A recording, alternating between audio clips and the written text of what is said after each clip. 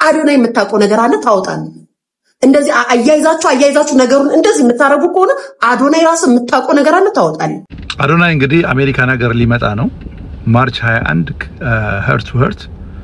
ሰላም ቤተሰቦች፣ ዛሬ እንግዲህ በመነፋፈቅ አብረን እዚህ ተገናኝተናል። በትላንትናው ዕለት 3 አስደንጋጭ ነገሮችን ተመልክተናል። ከነዚህ መካከል የመጀመሪያው የዋንትያ ጉዳይ፣ በመቀጠልም ደግሞ ጃኒ ገብሩን እናገኛታለን ወይም ደግሞ ስመኝ ገብሩ። የዚህንም ጉዳይ እውነታ አብረን እዚሁ አፍርጠን ተመልክተን እንለያያለን ማለት ነው። በእውነተኛ መረጃዎችና በትክክለኛ ሐሳቦች በቀጥተኛ ሁኔታዎች አመለካከቶች እናያለን ማለት ነው። በመጀመሪያ ግን ዋንትያ ላይ የተፈጠረውን አጋጣሚ እንመለከታለን። እንደ ሀገር ልናዝንበት የሚገባ ነገር ስለሆነ ሁላችንም ተባብረን ለምን የሚለውን ሐሳብና ሁኔታ መቃወም ይገባናል።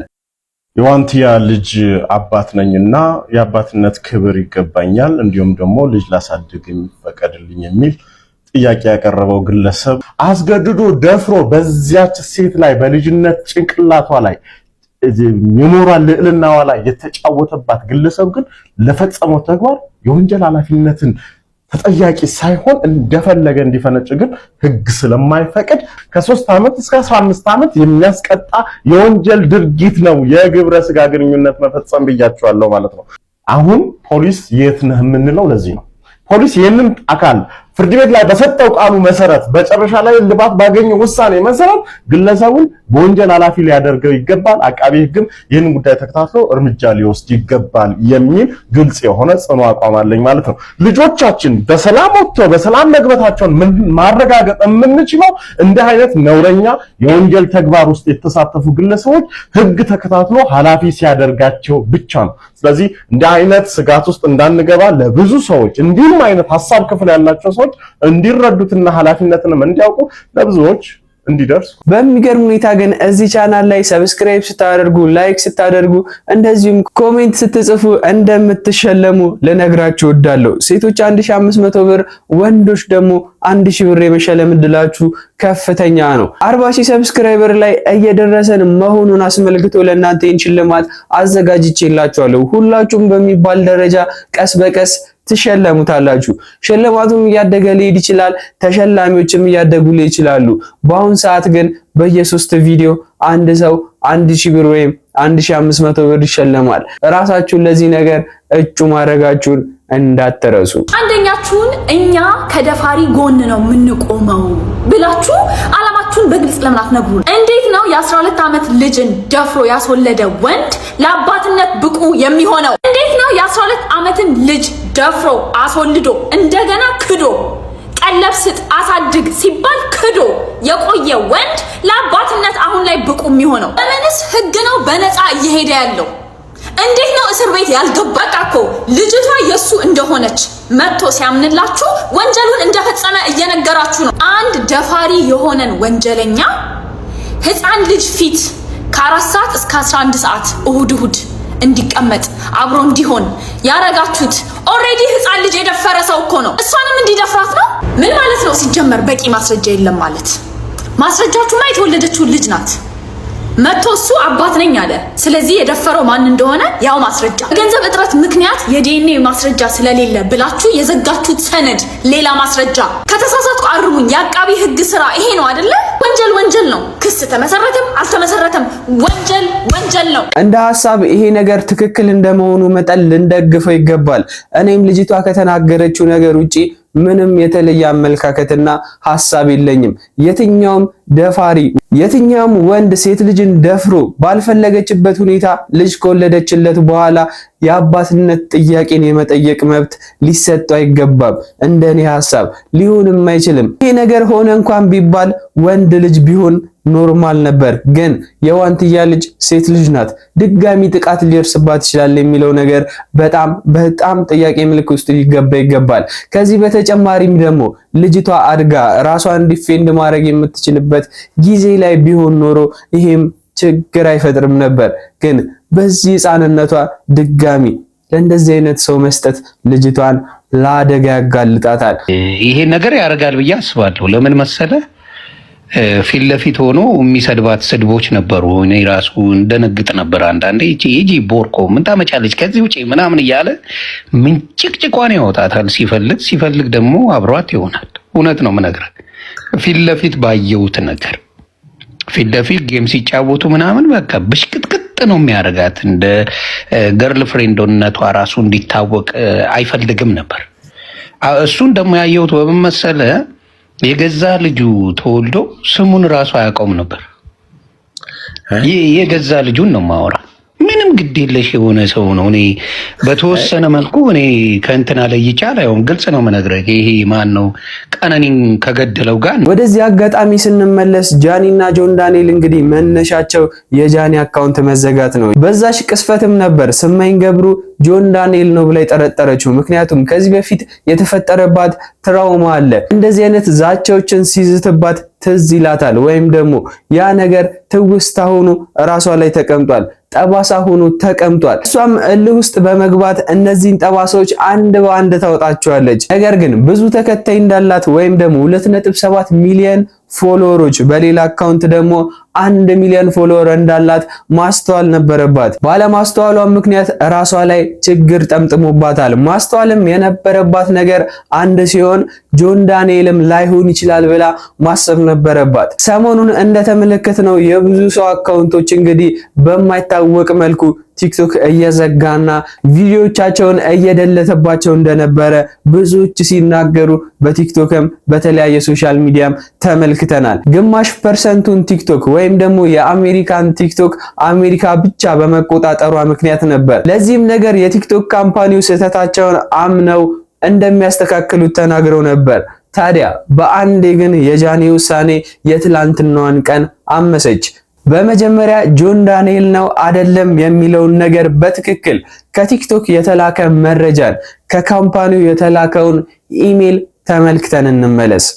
ይሄንን ከጀርባ ያለውን ቪዲዮ እንደምንመለከተው እንግዲህ ጃኒ 5 ጊዜ ቫዮሌሽን እንዳለባት ወይም ደግሞ ኮሚኒቲ ጋይድላይንን እንደጣሰች ያስረዳል። ይሄ ኢሜልም የጆን ዳንኤል እጅ እንደሌለበት ወይም ደግሞ በምንም መልኩ ጆን ዳንኤል ይሄንን ነገር እንዳላደረገው ያሳያል። ነገር ግን ዋናው ጥያቄና ሁላችንም ልንታዘበውና ልናዝንበት ሊስተካከልም ይገባል ወይም ደግሞ እልባት ሊሰጠው ይገባል ብለን ልናስበው የሚገባው የጃኒ ቁስሎች ለምን ተፈጠሩ፣ እንዴትስ ተፈጠሩ፣ ማንስን ያደረጋቸው የሚሉት ነገሮች ናቸው። በእርግጠኝነት ይሄ ነገር ፖሊስ እጅ ላይ ቢገባ ብዙ ሰዎች አደጋ ላይ ሊወድቁ ይችላሉ ብዬ አስባለሁ። ከነዚህ መካከል የመጀመሪያው ጆን ዳንኤል ነው። የተቆረጠችው ራሷ ነች እጇን የቆረጠችው። ጆከሪ አሁን ካሳየሁት ይዘጋል።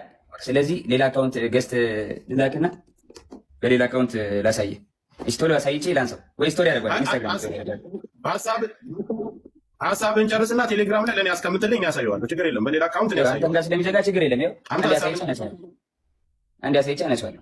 ከተጣላን ራሴን አጠፋለሁ አለችኝ። እንለያይ አልኳት። ከተጣላን ራሴን አጠፋለሁ ከመስኮት ዘላለሁ አለችኝ። ከዛ በኋላ ልዘል ስትል ይዤ አምጥቼ አስቀመጥኳት አልጋ ላይ። ኖ ሳልገባ ከመታሰሪ በፊት ነው። የሆነ ነገር ተፈጠረ ማለት ከሆነ ብቻ የሆነ ነገር ሌላ ነገር ማውራት አልፈልግም። ተፈጠረ በቃ እንለያይ፣ አልፈልግም መቀጠል አልኳት። ከተለያየን እዘላለሁ አለችኝ። ከዛ አስገብቼ እሷ ቤት ነው ሩም አስገብቻት። ከዛ በኋላ በቃ ሀሳብን አትቀይርም አለችኝ። አዎ አትቀይርም። ተነሳችን አውጣችና ሩሟን ቆልፋብኝ ውጭ ወጣ። ቢላ አንስታ እጇን ቆራረጠችው በቢላ። ያሳይሃለሁ። ይኸውልህ እጇንም ታቶንም ታይዋለህ። ይኸውልህ አየዋ ታቶንም ይኸው አየው። እጇን በቢላ ቆራረጠችና እሺ በቃ አጠፋሁት። እጇን በቢላ ቆራረጠችውና ማለት ነው። ከዛ በኋላ እንዴት ልውጣ በር ቆልፋብኛለች። ብለምናት ባለቅስ ምን ብል በቃ አንለያይም ጃኒ ብላት አልሰማም አለችኝ። ከዛ የላይኛው ፍሬንች እንትን ነው ፍሬንች ዶር ላይ ያለው መስታወት አለ አይደለ? ከበሩ ላይ መስታወት አለ። መስታወቱን በጫማ ወርውሬ ሰበርኩትና በመስታወቱ ተንጠልጥዬ እጄ ተቆራርጦ አውጥቻት ከቤት ወስጃት አሳክሚያት አሰፍቻት አምጥቻ አስተኛዋት። ከሁሉም የሚደበረውና የሚያሳዝነው ጆን ዳንኤል ይህንን ነገር ትክክለኛ ምላሽ አልሰጠበትም፣ ወይንም ደግሞ የእሷን ሕይወት የሚበጠብጥ እንደዚሁም ችግር ውስጥ የሚያስገባ ቪዲዮ ነበር የለቀቀው። ታዲያ እኔ በበኩሌ ጃኒ በድንጋጤ ያንን ነገር ብታደርገውም እንደዚህ ያደረገኝ ጆን ዳንኤል ብትልም ጆን ዳንኤል ረጋ ብሎ አስቦ ማናጀር እንዳለው ሰው ታላቅ መሆኑን ወንድ መሆኑን አስቦ እንግዲህ እንደዚህ ማድረግ አለበት ብዬ አላስብም። ወይም ደግሞ ቪዲዮዎቹ እንደዚህ ሊሆኑ ይገባሉ፣ የጃኒን ሚስጥር ማውጣት ነበረበት ብዬ አላስብም። የተለየ ሐሳብ ካላችሁ ኮሜንት ሴክሽን ላይ ንገሩኝ። ምክንያቱም ያወጣው ቪዲዮ ጣጣው ለራሱ ነው። ሚስት አለው፣ ልጅ አለው። ለምንድን ራቁቷን የነበረችን ሴት ያለ አግባብ ወይም ደግሞ በቪዲዮ ኮል ለምን አዋራት? ትዳር ያለው ሰው እንዲያደርግም። እኔ አንድ ጥያቄ መጠየቅ እፈልጋለሁ። ጆን ዳንኤል ራቁቷን ስደውልልህ አንተ ትዳር አለ፣ ሚስት አለ፣ ልጅ አለ አይደል? ለምን ስልኩ እንድዘጋ አላረክም? ለምን አልዘጋውም? አንተ ለአንተስ የደወለችልህ የጎንደር ቀን ብቻ ነው ወይ? የዛ ቀን ሊደውልልህ የቻለው ከጎንደር በፊት ምን አይነት ሪሌሽን ቢኖርህ ነው? ይሄ ቺት አይሆንብህም ወይ? እሷ ትደውል ታስቸግርህ፣ እሺ እንዳልከው ይሁን እንበል። ነገር ግን ሚስትና ልጅ ያለው ሰው ትዳር ያለው ሰው ውክልና ለማንሳት እሷ ታስፈልግሃለች ወይ? ከዚህ በተጨማሪም ስላሉባት ጠባሳዎች የተናገረው እጇ ላይ ስለተፈጠረውና እዚህ ትከሻዋ ላይ ስላለው ነገር ነው። ትከሻዋ ላይ ያለው ነገር እኔ አላሳመነኝም በበኩሌ። በሚገርም ሁኔታ ጆን ዳንኤልም ጃኒም የበቀል ስሜት ውስጥ ገብተው ነበር። በሚያስደነግጥ ሁኔታ ግን ሁለቱም ለየራሳቸው ወይም ደግሞ ጆን ዳንኤል ለጃኒ፣ ጃኒ ለጆን ዳንኤል ፍላጎት እንዳላቸው ይናገራሉ። ጃኒ ከአዶናይ ጋር ፍቅረኛ የሆነች ጆን ዳንኤልን በድብቅ እንዳገኘችው በድብቅ ስልክ እንዳወራችው ተመልክተናል። ከዚህ በተጨማሪም ደግሞ ጆን ዳንኤል በሚያስገርም ሁኔታ ጆን ዳንኤልም ልጅ ስለወለድኩኝ እንለያይ በማለት ለጃኒ ጥያቄ ያቀርብላታል። ታዲያ ይሄ ነገር ምን አይነት ምልከታን ይሰጠናል? ጆን ዳንኤል ልጅ ስለወለደ ብቻ ጃኒን ለማራቅ የፈለገ ይመስለኛል። የጃኒን ፍቅር ያልበቃውና ያልወጣለት ይመስለኛል። ይሄም አጋጣሚ ደግሞ ጃኒና አዶናይ የተለያዩ ፍቅሮችን ሶሻል ሚዲያ ላይ የተለያዩ ነገሮችን በሚለቁበት ሰዓት ቁጭትን ይፈጥርበታል። ይፈራ የነበረው ጦርነት ተጀምሯል። ትላንት ማታ ጋይስ 4 ቀን በፊት ገምተነው ነበር። በፍጥነት ነው ዲቨሎፕመንት እየተካሄደ ያለው። ናቹራሊ ግንባሩ ይሆናል ብዬ ያሰብኩት የእርዳታው ግንባር ላይ ይሆናል ብዬ ነበር ስጠብቅ የነበረው። የጃኒ ገላ ላይ ተጀምሯል ጦርነቱ በነ ንጉስ ቅዱስ አዶናይ የመጀመሪያ ቃታ ሳቢነት።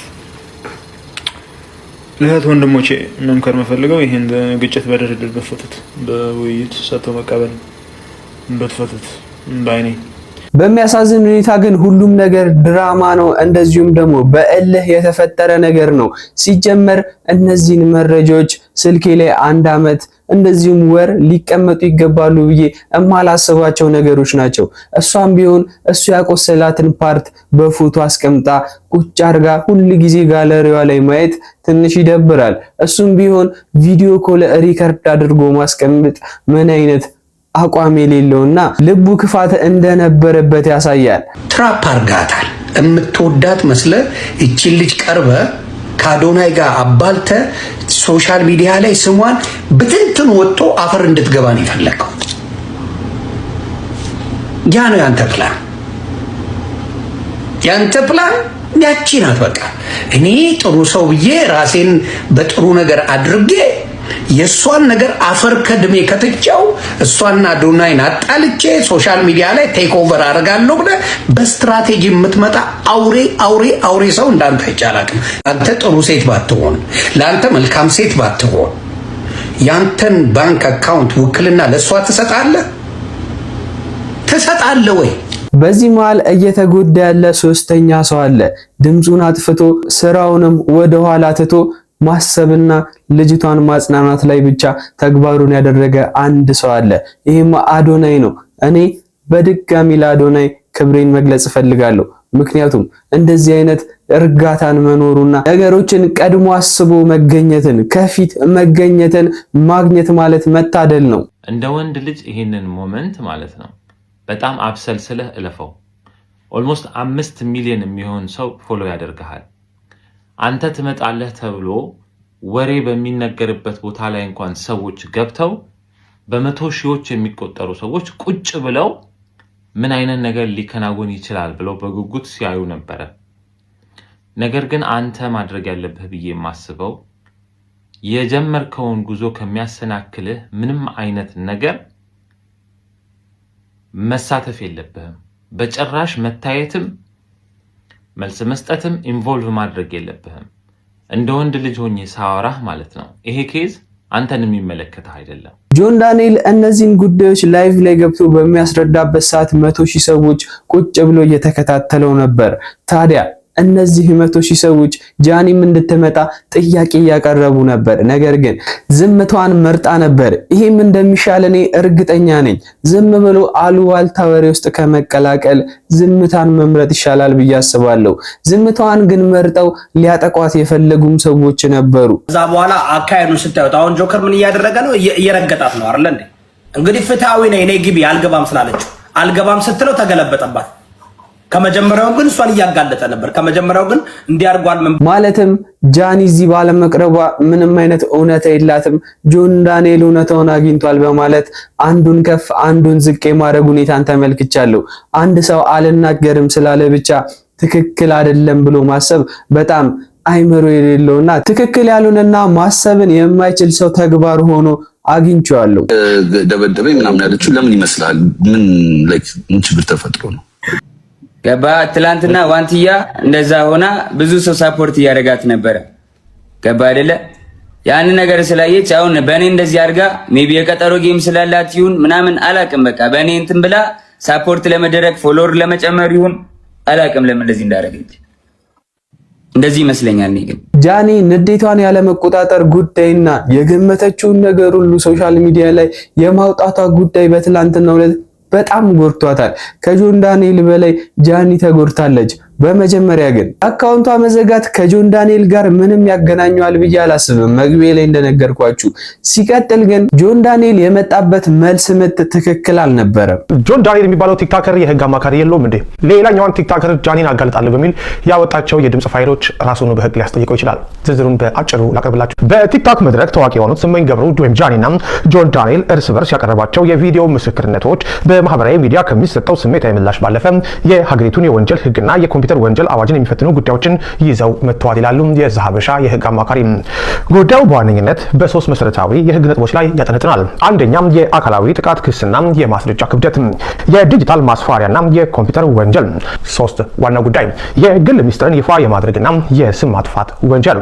እንደ ወንድም ሌላ ማስረጃን ከመልቀቅ ይልቅ ከነገሩ ጋር የማይገናኝ መረጃን ከመልቀቅ ይልቅ ይሄ ነገር እኔ አልፈጸምኩትም በዚህ ጉዳይ ነው ይሄ ነገር የተፈጠረው ብሎ በማስረዳት ሁኔታዎችን ማቅለል ይችል ነበር።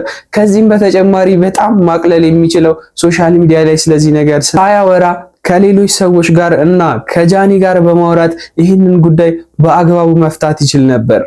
በአዶናይ ቦታ ሆነን እንወስድ። አንድ ፍቅረኛህን ይዛሃት ሄደ፣ ጎንደር ድረስ ይዛሃት ሄደ።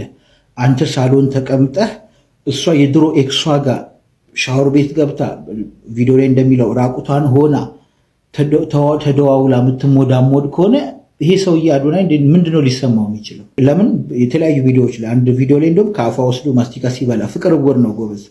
የሆነ ሰዓት ላይ እጇን ሲመጠምጥ አዝሎ መሄዱ እንኳን ኖርማል ነው፣ ስፖርት ይሆናልና እንደዚህ በጣም ስፍስፍ ያልክለት ፍቅር አንተ ጋር ብቻ መሆኑን ያየ ነው ወይስ ምንድን ነው? ልክ ጃኒ ንዴቷን መቆጣጠር እንዳልቻለችው ጆን ዳንኤልም ንዴቱን ባለመቆጣጠሩ ምክንያት ነገሮች በጣም ከፍ ብለው ሄደው ነበር።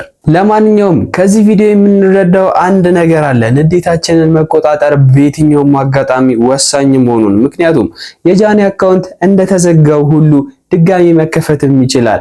ምክንያቱም የተለያዩ ሰዎች ይህንን ነገር የማድረግ ችሎታውም እውቀቱም አላቸው። አዶናይ በዚህ ሰዓት መራቅ ካለብህ በዚህ ሰዓት አትራቃት። እውነቴን ነው የምልህ፣ የተጎዳይ ሴት ናት። አዶናይ ተረዳት። እኔ እንደ ታላቅ ወንድም ነው የምልህ፣ ተረዳት። በጣም የተጎዳች አቢዩዝ የተደረገች ሪሌሽንሺፕ ምን እንደሆነ የማታውቅ ልጅ ናት። መቀጥቀጡ፣ እንደ ውሻ መቆጠሩ፣ ፍቅረኛዬ ናት ብሎ አደባባይ የማይናገር እንዳትናገር የሚያስፈራራ በየጊዜው ፔጇን የሚያዘጋ እንደተመለከትነው ነው። እኔ በዛሬ ይዤላችሁ የመጣኋቸው ቪዲዮዎች እነዚህ ነበሩ። እናንተ ማስተዋል ያለባችሁን ማስተዋል ትችላላችሁ። ሐሳባችሁም ከዚህ የተለየ ከሆነና ትክክል አይደለም ወይም ደግሞ ይሄ ነገር ሐሳብ መጥፎ ነው በማለት መግለጽ የምትፈልጉ ሰዎች ካላችሁ ኮሜንት ሴክሽኑ ለእናንተ ክፍት ነው። ከዚህ በተጨማሪም ኮሜንት ስታደርጉ፣ ላይክ ስታደርጉ፣ ሰብስክራይብ ስታደርጉ ተሸላሚ እንደምትሆኑም ልነግራችሁ እወዳለሁ። ምን ጊዜም እዚህ ቻናል ላይ ወቅታዊ የሆኑ ጉዳዮችን አብረን እንመለከታለን፣ ሁኔታዎቹንም በአግባቡ እንረዳለን። ከዚህ በተጨማሪም የ1000 ብርና የ1500 ብር ሽልማት ለሰብስክራይበሮች እንዳለ ማወቅ ይገባቸዋል። በቀጣይ ቪዲዮም አንድ ተሸላሚ እንደሚኖረን ከወዲሁ እየነገርኳችሁ በቀጣይ ቪዲዮ እስከማገኛችሁ ድረስ ቸር ቆዩልኝ።